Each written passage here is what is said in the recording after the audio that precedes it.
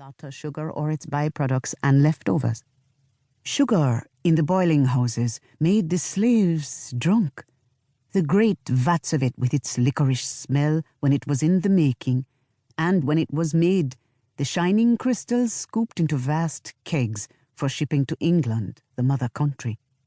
The grains clung to their skins and got into their eyes and ears and even their secret parts, their vulvae and their scrotums, and that was the reason some could not have children, the grandmother said. After the long, cruel hours in the cane piece, being bitten by cane rat, sugar snake, overseer whip, hot sun, and cane leaf, when they went back to their slave cabins at night, there was sometimes nothing to eat but sugar. But they could not eat it without becoming sick, or rather, more sick, since they were already sick in the beginning from too much consanguinity with its sweet stickiness. This is why it became a saying in Jamaica, "Is one of two things going to take you? If it's not sugar, it's heart failure." Which might boil down to the same thing, for heart failure comes from eating too much salt. Salt for healing, for taste even in your tea. Salt for feeling balanced. Salt for good luck, throw it behind you. Salt for counteracting obia and the ill effects of sugar. In Jamaica, once upon a time, and maybe still now, we ate salt like sugar, against sugar. So it still goes back to King Sugar. Moshe Fisher, a quiet man except when he was aggrieved, had his own views as to how this alchemy of sickness took root.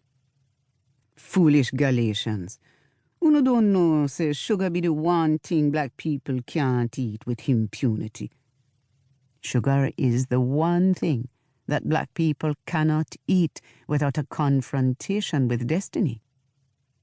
He would say this rudely in the clinic, from anger that he could not, it seemed, be rid of this history that was lodged in his flesh, and because he wanted to infuriate the nurses. These women, whom he hated for their demeanor of superiority, were among the few humans who could make Noah wax almost loquacious. In the clinic, he cursed like a warner, telling strings of proverbs, but profanely, not in the holy language that warners used. All idiot think them better than people, just because them carry out shit pan for pay while poor people carry it out for free. Monkey rise high, expose him raw backside. All woman swear fi nyam kalalu, kalalu swear fi walk him effing gut. A climbing monkey exposes the secrets of his behind. You have ingested your own destruction and thought it a gift. And how could it be otherwise? Can a person eat his own flesh? Not with impunity, not scots-free.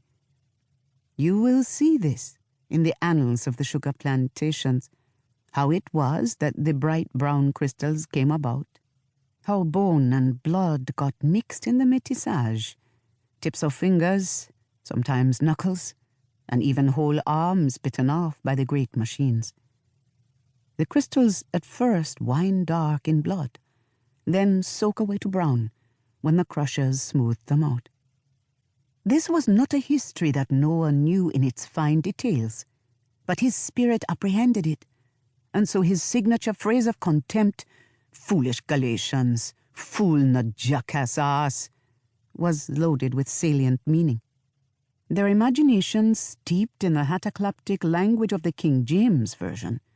Even the illiterate people of those days understood that to be a Galatian was to suffer a lack of historical memory. Noah was among the patients sick by sugar.